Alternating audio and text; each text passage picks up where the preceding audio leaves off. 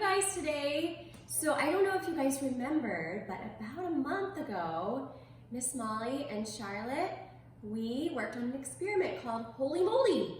And it was all about what surfaces in our house have the most germs. And especially with what's going on with COVID-19 and the pandemic, it's always interesting to think about what surfaces have the most germs in our house. So we did our experiment with white bread, and it's been a month, and look at this. It's kind of gross. All right, beware. I don't know if you guys want to look, and if you don't want to look away. Here we go. 1, 2, 3. Da, da, da. Here is our Holy Moldy experiment. And actually, if you want to get a little bit closer in, what we had first, we had the fresh, untouched bread. And look, there's really no mold on there, maybe just a tiny little spot. Then we have our dirty hands. And believe it or not, our dirty hands weren't that dirty. Probably because I've been like a crazy person making everybody wash their hands all the time because of what's going on. Even with washed hands, actually our washed hands had a little bit more germs than our dirty hands. Interesting. But let's look at our clean hands with hand sanitizer. Clearly hand sanitizer, ew, doesn't do the same as washing your hands. So if you can, wash your hands. This is what your hands, what germs are on your hands with hand sanitizer. So definitely better to wash hands. Oh, and look at this one.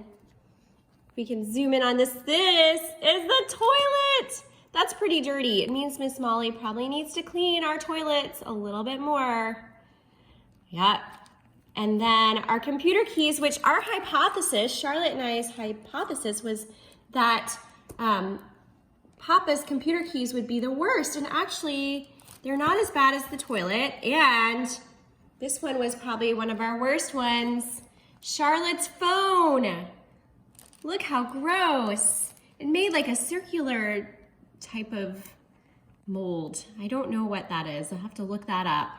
But I guess our consensus would be most likely the toilet is the worst, right?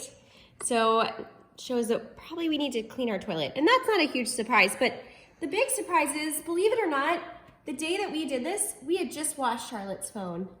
And cleaned it with Clorox. So think about it. You guys, just make sure you clean your phones. Phones are pretty dirty.